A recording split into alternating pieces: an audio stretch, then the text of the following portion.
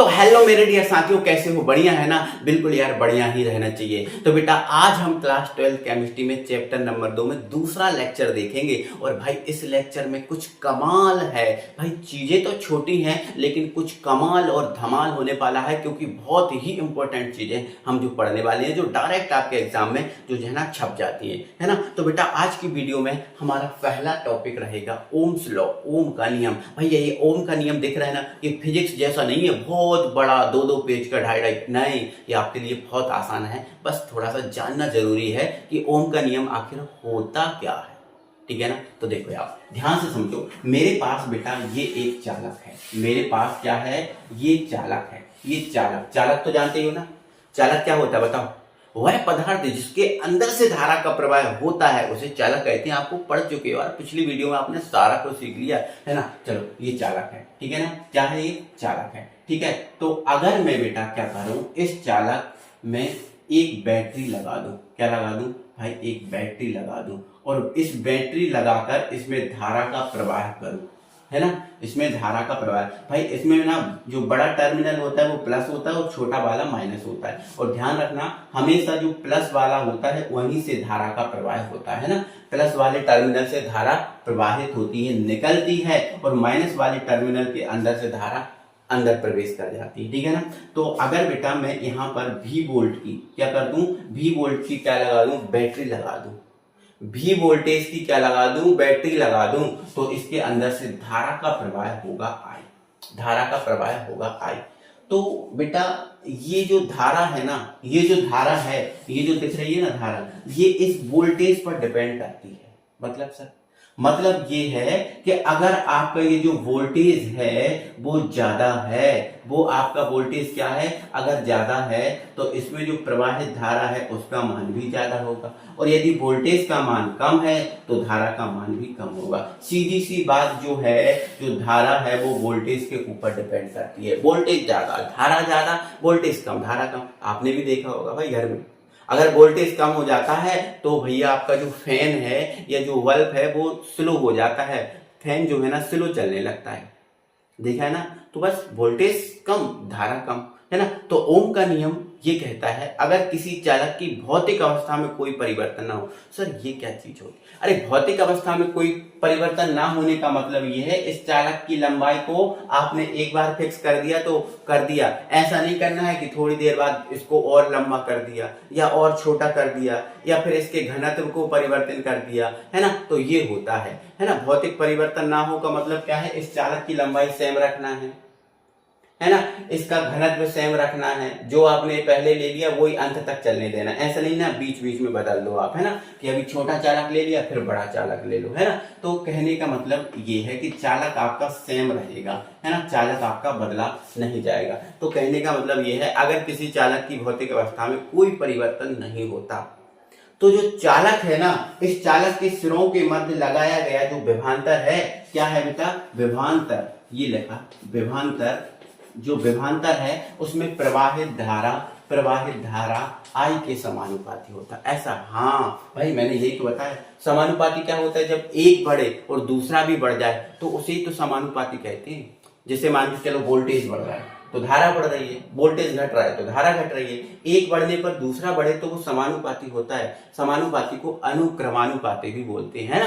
तो अगर किसी चालक की भौतिक अवस्था में कोई परिवर्तन नहीं होता तो उस चालक के सिरों के मध्य लगाया गया विभवांतर उसमें प्रवाहित धारा के समानुपाती होता है। अगर मैं भाई यही बात अर्थात में करूं तो ये अर्थात में क्या हो जाएगी? अर्थात भी समानुपाती आए।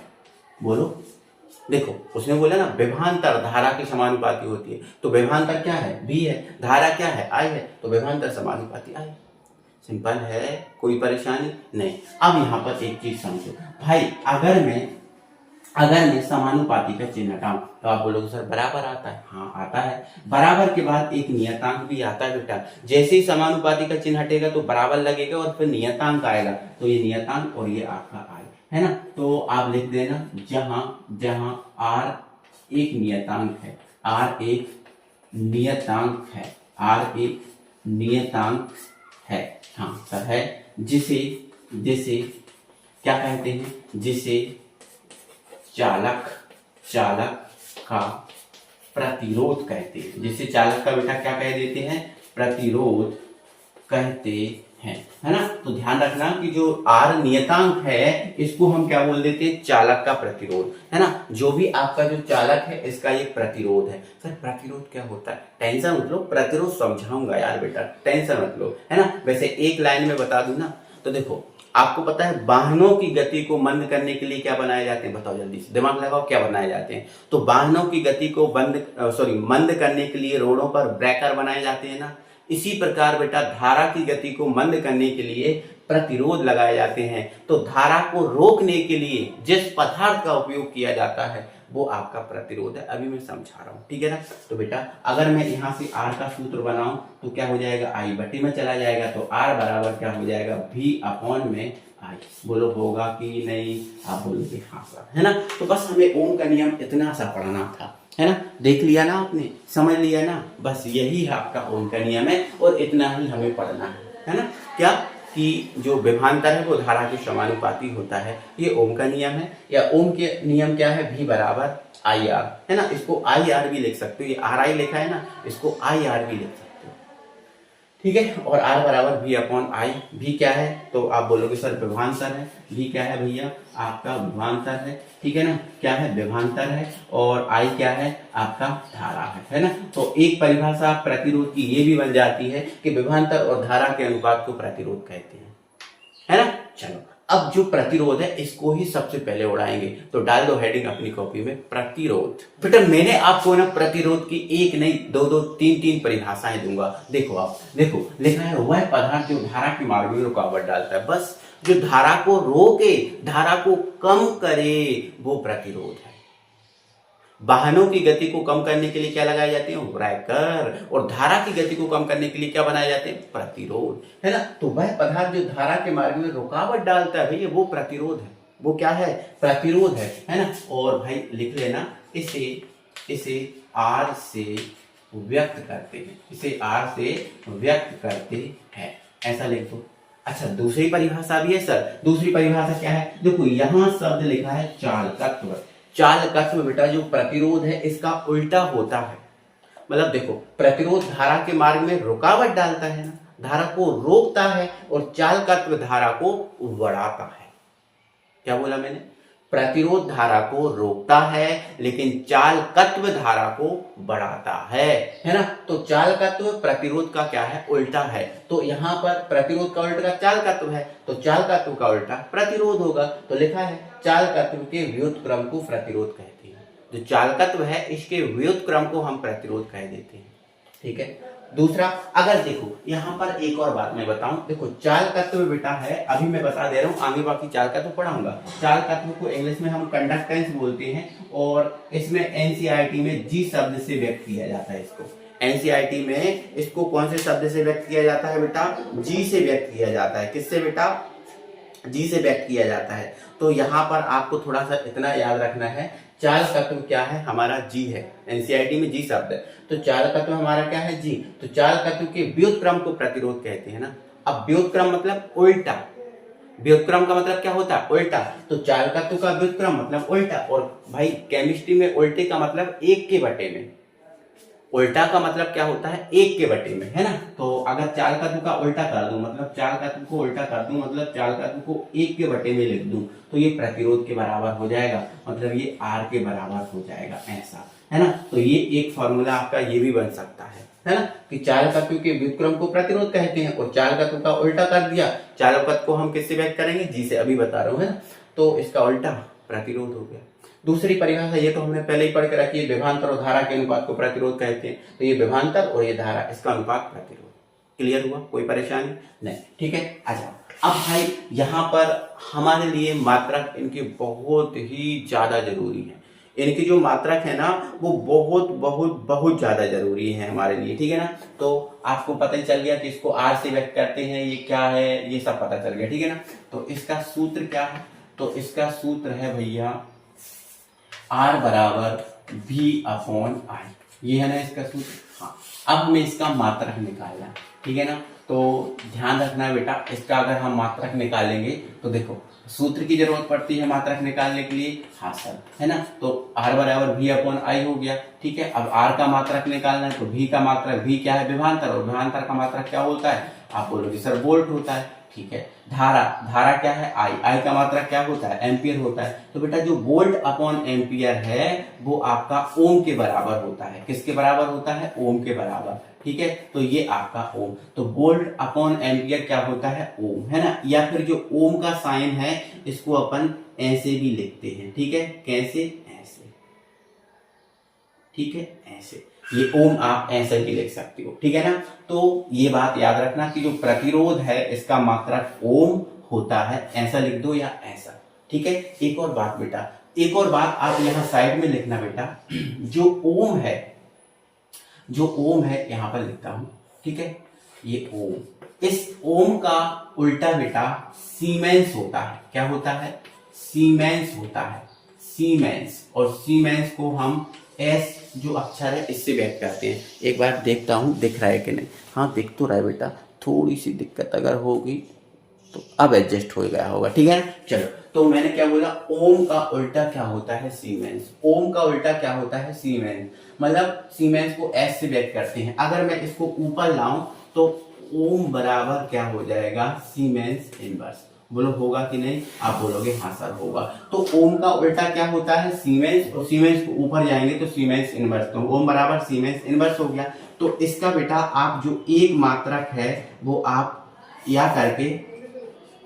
या करके सीमेंस इनवर्स भी लिख सकते हो, या करके आप क्या लिख सकते हो बेटा, सीमेंस इनवर्स भी लिख सकते हो, है ना। तो ध्यान रखना, प्रतिरोध जो R है इसका मात्रक ओम होता है या सीमेंस इनवर्स होता है। क्यों होता है, क्योंकि ओम का उल्टा होता है सीमेंस, ठीक है ना। तो ये बात आपको याद रखोगे। प्रतिरोध में कितनी चीजें हो गई आपकी, ये पता चल गया है। कोई परेशानी है, कोई दिक्कत है, आप बोलोगे सर नहीं है सर, इतनी सी परेशानी नहीं है, इतनी सी भी दिक्कत नहीं है, नहीं है ना। तो अब आप अपनी कॉपी में हेडिंग डालो, प्रतिरोध को प्रभावित करने वाले कारक।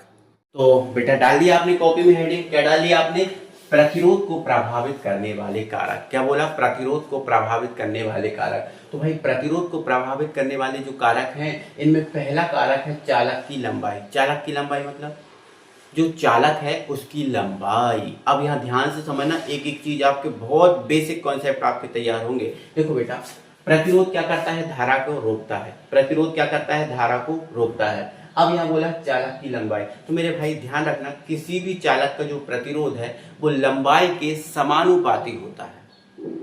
लंबाई के समानुपाती मतलब R जो है ना, वो लंबाई L की कैसा होता है, समानुपाती। मतलब अगर आपका जो है ना R बढ़ रहा है, इसका मतलब L भी बढ़ेगा, R घट रहा है मतलब L घटेगा। कहने का मतलब ये है, अगर लंबाई ज्यादा है ना चालक की तो प्रतिरोध उसका ज्यादा होगा, लंबाई कम है तो प्रतिरोध कम होगा। तो बताओ मुझे, हमारे घर में बहुत लंबे लंबे वायर लगाने चाहिए कि छोटे छोटे टुकड़ों में, बताओ। हमारे घर में वो वायर लगाना चाहिए जिनकी जरूरत ही नहीं है, उनको और घेरा बना के और रख दिया, बहुत लंबे लंबे हैं, एक्स्ट्रा है, जिनकी जरूरत ही नहीं है उतने लंबे लगा दिए हमने। कैसा करना चाहिए, नहीं, क्योंकि ऐसा अगर करोगे तो प्रतिरोध ज्यादा, प्रतिरोध ज्यादा मतलब धारा कम, प्रतिरोध ज्यादा मतलब धारा क्या होगी, कम होगी। तो हमारे घर में ना बहुत लंबे लंबे वायर नहीं लगाने चाहिए, एक्स्ट्रा वायर है उनको काट देना चाहिए, वो नहीं लगाने चाहिए। क्योंकि एक्स्ट्रा जितना वायर होगा, चालक की लंबाई जितनी ज्यादा होगी, प्रतिरोध उतना ही ज्यादा, और प्रतिरोध ज्यादा तो धारा क्या होगी, कम होगी, धारा क्या होगी, कम होगी। तो इस बात को आपको ध्यान रखना है, चालक की लंबाई जितनी ज्यादा होगी चालक का प्रतिरोध उतना ही ज्यादा होगा, है ना। तो इस पॉइंट में एक लाइन लिखो, किसी चालक का प्रतिरोध उस चालक की लंबाई के समानुपाती होता है। समानुपाती का मतलब एक बढ़ेगा तो दूसरा ही बढ़ेगा, एक घटेगा तो दूसरा भी घटेगा, है ना। समानुपाती होता है अर्थात R समानुपाती L। तो बताओ हमारे घर में छोटे वायर के लंबे वायर, आप बोलोगे सर छोटे वायर, क्योंकि छोटे वायर मतलब लंबाई कम, और लंबाई कम मतलब प्रतिरोध कम। हमें प्रतिरोध कम चाहिए, घर में ज्यादा नहीं चाहिए। प्रतिरोध ज्यादा होगा तो धारा तो भाई वैसे भी कम हो जाएगी, ठीक है ना। चलो अब चालक के अनुप्रस्थ काट का क्षेत्रफल। तो भाई अनुप्रस्थ काट का क्षेत्रफल क्या होता है वो थोड़ा सा ध्यान से आप समझ लो। देखो भाई, ये आपको दिख रहा है ना, दिख रहा है, इसकी जो ये क्या दिख रही है, आप बोलोगे सर इसकी ये मोटाई दिख रही है। तो जो चालक है इसकी जो मोटाई होती है, इस मोटाई को ही हम अनुप्रस्थ काट का क्षेत्रफल बोलते हैं। क्या बोला मैंने? ये जो चालक दिख रहा है इसकी जो मोटाई दिख रही है ना, ये वाली, इस मोटाई को ही हम क्या बोलते हैं? अनुप्रस्थ काट का क्षेत्रफल बोलते हैं, है ना। तो अब बोला है चालक के अनुप्रस्थ काट का क्षेत्रफल। तो मेरे डियर साथियों ध्यान रखना, किसी भी चालक का जो प्रतिरोध होता है वो अनुप्रस्थ काट के क्षेत्रफल के व्युत्क्रमानुपाती होता है। और व्युत्क्रमानुपाती का मतलब क्या होता है? व्युत्क्रमानुपाती का मतलब होता है एक बढ़ेगा तो दूसरा घटेगा, उल्टा है ना। तो एक बढ़ेगा तो दूसरा घटेगा और एक घटेगा तो दूसरा बढ़ेगा। भाई अगर आपका अनुप्रस्थ काट का क्षेत्रफल बढ़ रहा है तो ये चीज क्या होगी? घटेगी। और अगर ये घट रही है तो ये बढ़ेगी, क्योंकि ये उल्टा संबंध है ना। समानुपाती में समान अनुपात में बढ़ता है, समान अनुपात में घटता है, समान संबंध होता है। लेकिन इसमें तो उल्टा संबंध होता है ना, उल्टा संबंध होता है। तो ये बढ़ेगा तो ये घटेगा और ये घटेगा तो ये बढ़ेगा। तो बताओ हमें घर में क्या चाहिए? प्रतिरोध ज्यादा या कम? आप बोलोगे सर कम चाहिए, क्योंकि हमें कम प्रतिरोध होगा तभी तो धारा अच्छी मिलेगी। हम ये चाहते हैं कि हमारा जो बल्ब है ऐसा मिल जले, हम चाहते हैं कि हमारा जो पंखा ऐसे ऐसे धीरे धीरे चले, नहीं ना, हम तो अच्छा चाहते हैं खूब तेज चले। तो खूब तेज चले तो भाई प्रतिरोध कम होना चाहिए ना। और प्रतिरोध कब कम होगा? जब चालक की मोटाई क्या होगी? ज्यादा। मतलब जितना ज्यादा मोटा वायर होगा आपका प्रतिरोध उतना ही कम होगा।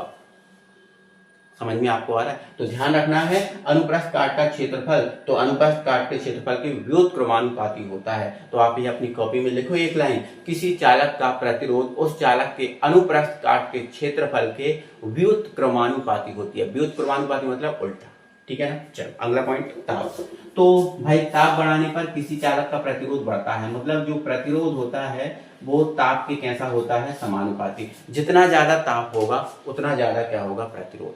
आप पता है, थोड़ा सा ध्यान से समझना। बताओ मैं आपसे बोलूं, बताओ गर्मियों में आपको ज्यादा तेज करंट लगेगा या सर्दियों में? बोलो जल्दी।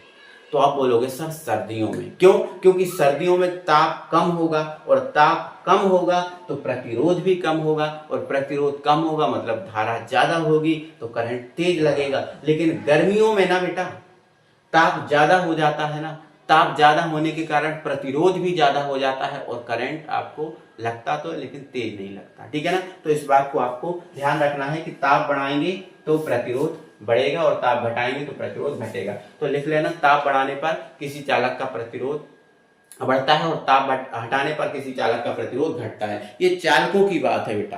किसकी बात है? चालकों की बात है ना। तो ये चीज आप समझ गए, मुझे उम्मीद है कोई परेशानी कोई दिक्कत नहीं होगी। और अब हम बढ़ते हैं प्रतिरोध का जो व्युत्क्रम है चालकत्व, उसको ध्यान से पढ़ते हैं। तो चालकत्व कंडक्टेंस होता क्या है? तो हमने अभी पढ़ा ना, प्रतिरोध धारा को रोकता है लेकिन ये धारा को बढ़ाता है ना। तो किसी चालक में धारा प्रवाहित होने का जो गुण है वो चालकता है, या चालकत्व, सॉरी, है ना। किसी चालक में धारा प्रवाहित होने के गुण को चालकत्व कहते हैं। अब ये धारा को बढ़ाता है और प्रतिरोध धारा को घटाता है, तो प्रतिरोध के व्युत्क्रम को चालकत्व कहते हैं। ऑब्जेक्ट में लाइन बार बार कई बार आई हुई है, ये लाइन ऑब्जेक्ट में कई बार आई हुई है। प्रतिरोध के व्युत्क्रम को चालकत्व कहते हैं, ये बात याद रखना। प्रतिरोध के व्युत्क्रम को चालकत्व कहते हैं। इसे जी से व्यक्त करते हैं, जो कैपिटल जी दिख रहा है ना, इसको इससे व्यक्त करेंगे, है ना। अब अर्थात देखो प्रतिरोध का व्युत्क्रम है, प्रतिरोध को हम किससे व्यक्त करते हैं? आर से। तो ये इसका व्युत्क्रम मतलब उल्टा, एक के बटे में करना है ना। इसका व्युत्क्रम क्या है? चालकत्व। चालकत्व क्या है? जी, मतलब जी बराबर क्या आ जाएगा? 1/r। क्लियर है? कोई परेशानी है? नहीं है? बस आ जाओ यहाँ पर, आप डालो हेडिंग मात्रक। भाई सूत्र क्या होता है? तो G बराबर होता है 1/r होता है। और यहाँ जो G है मात्रक निकालना है। अब R का मात्रक क्या होता है भैया? आप बोलोगे सर ओम होता है। जब ओम इधर जाएगा तो G बराबर हो जाएगा ओम इनवर्स। ओम ऊपर जाएगा तो इनवर्स। और मैंने अभी आपको समझाया था कि ओम का उल्टा क्या होता है? सीमेंस होता है। मैंने अभी आपको थोड़ा सा, एक सेकंड देखता हूँ, जगह यहाँ पर्याप्त है। मैंने आपको यहाँ क्या समझाया था? मैंने अभी यहाँ समझाया था कि जो ओम है, जो ओम है ना, इसका उल्टा क्या होता है? सीमेंस इनवर्स होता है। हाँ, अगर ये सीधा है तो ये उल्टा होगा, और अगर ये उल्टा है तो ये सीधा होगा। मतलब अगर ये ओम इनवर्स लिखा है तो फिर ये आपका सीधा सीमेंस होगा, बिल्कुल होगा ना। ये उल्टा, ये सीधा, ये उल्टा, ये उल्टा, ये सीधा, बस, है ना। तो इसका जो चाल का, तो इसका मात्रक क्या है, ओम इनवर्स। या फिर हम क्या लिख सकते हैं, ये उल्टा है तो सीमेंस भी लिख सकते हो, है ना। क्या लिख सकते हो, सीमेंस, ठीक है ना। क्या लिख सकते हो, सीमेंस, ठीक है। तो जो चालकता है, सॉरी चालकत्व है, इसका मात्रक क्या हो जाएगा भैया, सीमेंस भी हो जाएगा, ठीक है ना। एक सेकंड, हाँ सीमेंज है बेटा, है ना, थोड़ा सा यहाँ सुधार करना, ये सीमेंज है सही शब्द, है ना। बाकी सीमेंस भी बोलते हैं, कुछ नहीं है, सीमेंज है ना, ये सीमेंज है ना। तो आपको, आप इसको क्या पढ़ना, सीमेंज, सीमेंस भी पढ़ते हैं इसको, सीमेंस भी पढ़ते हैं, बाकी आप लोग सीमेंज पढ़ना, है ना। ये आपकी बिंदी रखी हुई है, जो जा है ना, इसके नीचे एक बिंदी रखी हुई, ठीक है। तो सीमेंज है, तो इसका मात्रक आपका ओम इनवर्स या सीमेंज हुआ, है ना। तो ये अपना चालकत्व हो गया, और आपको समझ में आया होगा चालकत्व क्या होता है, कैसा होता है, ठीक है ना। चलो, तो अब भाई हेडिंग नहीं डालोगे आप, विशिष्ट प्रतिरोध या प्रतिरोधकता। भाई इंग्लिश में इसको स्पेसिफिक रेजिस्टेंस बोलते हैं। अरे सर क्या है, अभी आपने प्रतिरोध पढ़ाया, अब विशिष्ट प्रतिरोध पढ़ा रहा है, ये क्या चीज है भाई, समझाऊंगा। जो प्रतिरोध है ना, वो आम व्यक्ति है ना। प्रतिरोध जो है ना, वो आम व्यक्ति है, लेकिन विशिष्ट प्रतिरोध भैया देखो स्पेसिफिक, स्पेशल व्यक्ति है। पता, अब तो थोड़ा सा आम व्यक्ति और स्पेशल व्यक्ति की कहानी सुनो बेटा। आम व्यक्ति की खासियत ये होती है, जैसे अगर उसको चाय पीना है ना, तो उसको चाय कहीं भी मिले, ठेले पर, गुमटी पर, कहीं भी मिले वो चाय पी लेगा। लेकिन बता, स्पेशल व्यक्ति की बात क्या होती है, स्पेशल व्यक्ति की बात ये होती है कि वो भाई चाय ना भाई 5 स्टार होटल में ही पिएगा। वो चाय भले चाहे 500 रुपए की आए, चाहे वो चाय भले 2 दिन पुरानी हो और गर्म करके दे दी गई हो, लेकिन वो चाय कहाँ पिएगा भाई, 5 स्टार होटल में, है ना। लेकिन आम व्यक्ति कहीं भी चाय पी लेता है। तो बस खासियत थोड़ा सा प्रतिरोध और जो विशिष्ट प्रतिरोध में यही है कि प्रतिरोध किसी भी चालक का होता है, किसी भी चालक का जो है ना, कोई सा भी चालक आप उठा के ले आओ, उसका प्रतिरोध होगा ही, लेकिन किसी भी चालक का विशिष्ट प्रतिरोध नहीं होता। विशिष्ट प्रतिरोध सर किसका होता है, अभी मैं समझा रहा हूं, थोड़ा ध्यान से समझो। यहां पर देखो, पहले यहां पर हम विशिष्ट प्रतिरोध की बेटा परिभाषा निकालेंगे, बनाएंगे। तो देखो यहां पर मैंने एक लाइन लिख दिया, हम जानते हैं पेपर में कैसे लिखना है वो चीज बताऊंगा। यहां पर हम लिख देना, एक लाइन लिख देना, हम जानते हैं, ठीक है सर, लिख दी।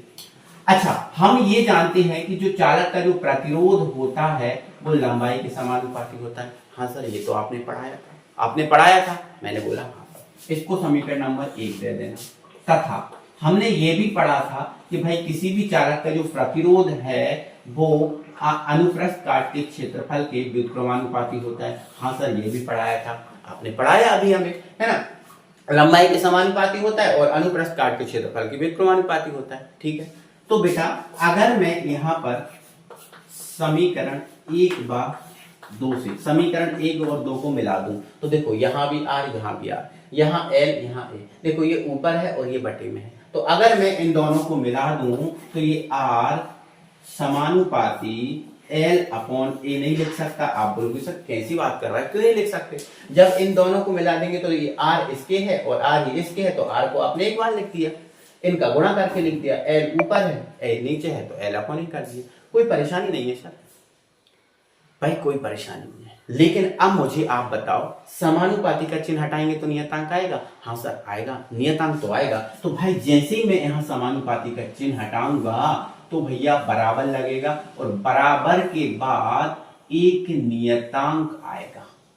ये आपको दिख रहा है, पता नहीं सर क्या है, अभी बता दूंगा, है ना। तो ये नियतांक आया, और ये एल और ए है, तो ये एल और ये ए, है ना। तो भाई इसको हम बोलते हैं रो। क्या बोलते हैं? रो, है ना। यहां पर मैं लिख दे रहा हूं, ये आपका रो है। क्या है ये? रो, ठीक है। तो यहां लिख देना, जहां रो एक नियतांक है, नियतांक है जिसे चालक का विशिष्ट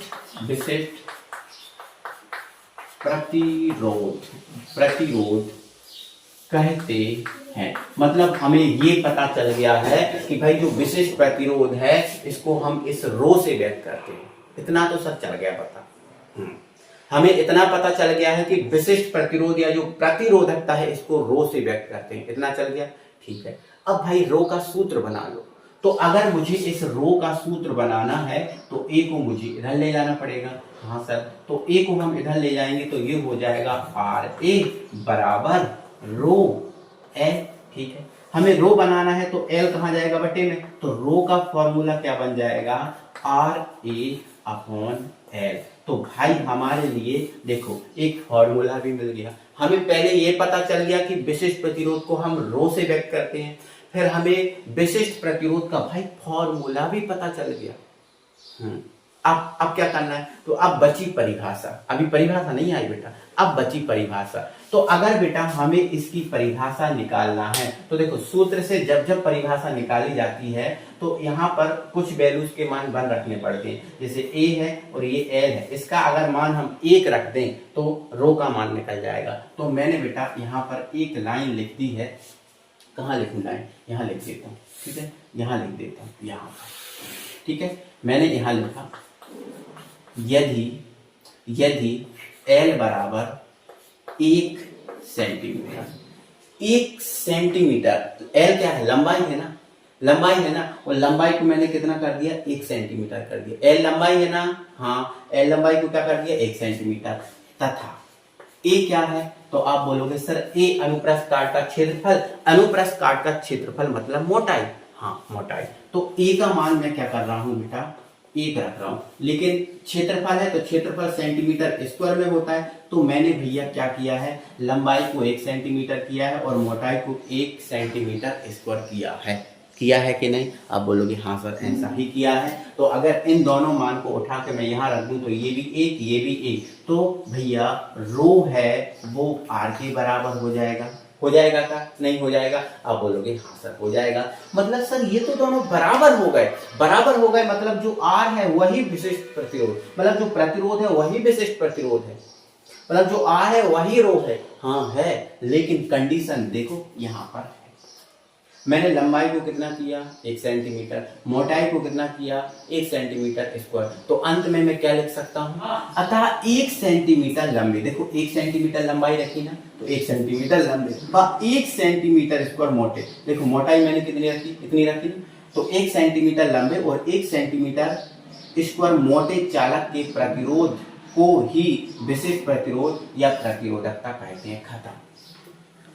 हमें ये कहानी क्यों लिखनी पड़ी, इसके लिए, है ना, सूत्र बनाने के लिए, फॉर्मूला बनाने के लिए हमें ये कहानी लिखनी पड़ी। और अंत में परिभाषा क्या निकली, 1 सेंटीमीटर लंबे और 1 सेंटीमीटर मोटे चालक के प्रतिरोध को ही विशिष्ट प्रतिरोध कहते हैं, है ना। मतलब ये किसी भी चालक का प्रतिरोध हो सकता है, लेकिन 1 सेंटीमीटर लंबे और 1 सेंटीमीटर स्क्वायर मोटे चालक का अगर आप प्रतिरोध निकालोगे तो वो प्रतिरोध नहीं विशिष्ट प्रतिरोध होगा, स्पेशल रेजिस्टेंस होगा, ठीक है ना। तो अंत में अब पेपर में परिभाषा आ गई कि भाई प्रतिरोधकता क्या है, क्या लिखे, तो भाई इतना लिखना है, अतः हटा देना और लिखना 1 सेंटीमीटर लंबे व 1 सेंटीमीटर स्क्वायर मोटे चालक के प्रतिरोध को विशेष प्रतिरोध कहते हैं। इतना लिखना और लिखना इसे रो से व्यक्त करते हैं, है ना। इसे किससे व्यक्त करते हैं, रो से व्यक्त करते हैं, यहाँ लिख लेना इसे रो से व्यक्त करते हैं। और ये जो रो है ना, इसका ये वाला फॉर्मूला लिख लेना, ये रो का फॉर्मूला यही बना, तो ध्यान रखना रो बराबर आर ए अपॉन एल, ये आपका रो का फॉर्मूला बना। ऐसा आपको लिखना, इतना पेपर में लिखना है, ठीक है सर, इतना हम कर देंगे, ठीक है ना। चलो अब जगह नहीं है तो मैं थोड़ा एडजस्ट करता हूँ, बाकी आप अपने हिसाब से अच्छे से नोट्स बनाते जाइएगा, ठीक है। तो अब आप हेडिंग डाल दीजिएगा मात्रक, है ना। तो मात्रक, रो का मात्रक निकालना है, क्या होता है formula, sir R A upon L होता है, ठीक है। मात्रक निकालो, रो का निकालना, आर का मात्रक क्या है, आप बोलोगे सर ओम है, ठीक है। ए का मात्रक क्या है, तो आप बोलोगे सर सेंटीमीटर स्क्वायर है, देखो सेंटीमीटर स्क्वायर। एल का मात्रक क्या है, आप बोलोगे सर सेंटीमीटर है। 1 सेंटीमीटर से 1 सेंटीमीटर कट गया, क्या बचा, ohm into centimetre, ohm into centimetre. ये आपका रो का क्या आ गया, मात्रक आ गया, ठीक है। या फिर ओम का उल्टा क्या होता है, सीमेंस इनवर्स, तो ये सीमेंस इनवर्स इंटू सेंटीमीटर, ये भी इसका मात्रक हो जाएगा। मुझे उम्मीद है आपको समझ में आया होगा, सारी चीज़ें क्लियर हो गई होंगी, कोई परेशानी नहीं होगी, कोई दिक्कत नहीं होगी। अभी आप यहाँ पर पूरा जैसा मैंने बताया वैसा ही नोट करना है, पेपर में कैसा लिखना है वो भी मैंने बता दिया, सारी चीज़ें आपको क्लियर हो गई, क्लियर है, परेशानी नहीं है, दिक्कत नहीं है। तो ये अपन ने प्रतिरोधकता या विशिष्ट प्रतिरोध पढ़ा। अब हम पढ़ेंगे आगे जो विशिष्ट प्रतिरोध है इसका उल्टा अपोजिट। तो भाई आप हेडिंग डालो, क्या, चालकता या विशिष्ट चालकत्व।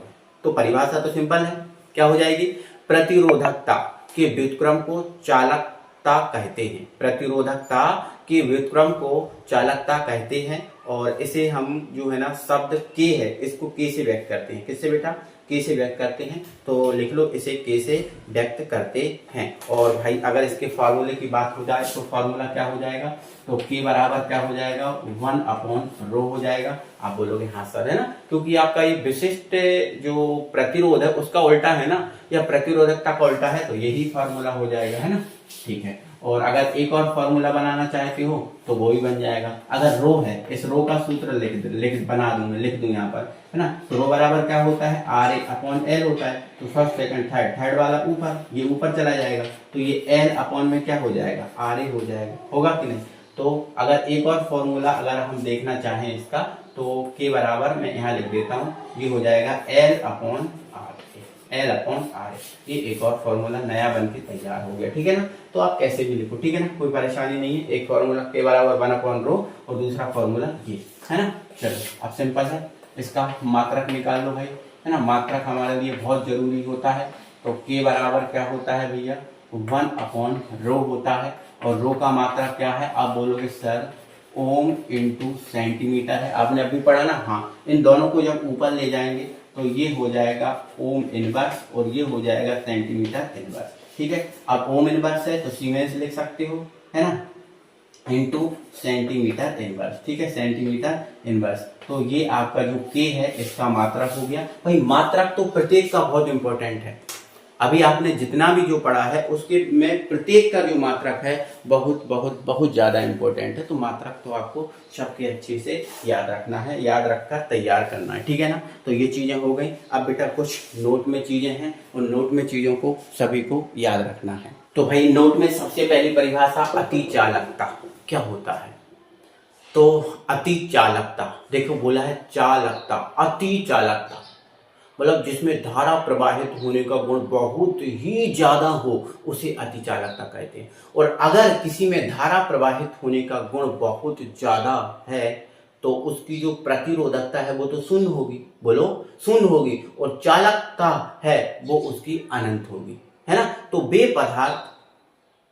पदार्थ जिनकी शून्य प्रतिरोधकता व अनंत चालकता होती है उन पदार्थों को हम क्या कहते हैं, अति चालक पदार्थ कह देते हैं। और अति चालक पदार्थ में ज्यादातर धातुएं ही आती हैं। ज्यादातर क्या आती हैं बेटा, धातुएं ही आती हैं। तो मेनली इसमें जो अति चालक पदार्थ है उसमें जो सिल्वर है और जो आपका कॉपर है वो अति चालक पदार्थ में ज्यादातर आते हैं। और लगभग सभी धातुएं अति चालक में आती हैं। शर्त यह है कि अति चालक पदार्थ की जो प्रतिरोधकता है वो शून्य होनी चाहिए और चालकता अनंत होनी चाहिए। आपके एग्जाम्पल है, ठीक है ना। चलो अब अगली हेडिंग, सबसे अच्छा सुचालक, ये नोट में ही लिखना है। सबसे अच्छा सुचालक कौन है, तो आप बोल देना चांदी, सिल्वर सबसे अच्छा सुचालक है भाई। इसकी जो चालकता होती है ना बेटा वो आपकी 6.2 × 10⁻³ होती है, सबसे अच्छा चालक है। इसके बाद कॉपर है ना, इसके बाद क्या है, कॉपर है। तो सबसे अच्छा चालक कौन है,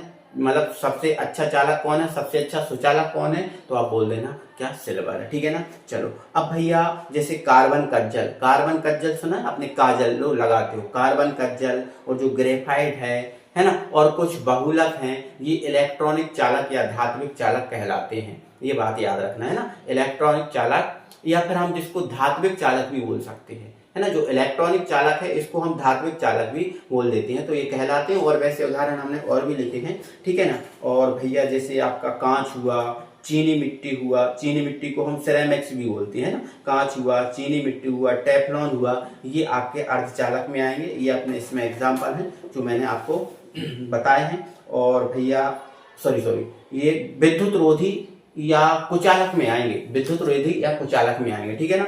लेकिन सिलिकॉन, जर्मेनियम और जो आपका कॉपर ऑक्साइड है ये अर्धचालक में आएंगे। तो ये चीजें आपको लिख लेना है। तो आज बेटा हमने बहुत चीजें पढ़ी, बहुत मस्त तरीके से पढ़ी हैं आपने, समझा। और बहुत इंपॉर्टेंट चीज है बेटा, एक एक चीज बहुत इंपॉर्टेंट है, इनको अच्छे से कंप्लीट कर लीजिएगा, तैयार कर लीजिएगा, ठीक है ना। चलो तो हमारे 2 लेक्चर हो गए खत्म भाई, है ना। अब हम अगला लेक्चर लेकर फिर आपके साथ हाजिर होंगे, तब तक के लिए बाय बाय भाई। चैनल को सब्सक्राइब, वीडियो को लाइक शेयर करना बिल्कुल नहीं भूलना। और आपको याद रखना है कि हमारा ये बोर्ड स्मार्ट में बदलना चाहिए, ये याद रखना है ना, बिल्कुल। तो आपकी कोशिश आप अपने हिसाब से कीजिए। मिलेंगे, बाय बाय।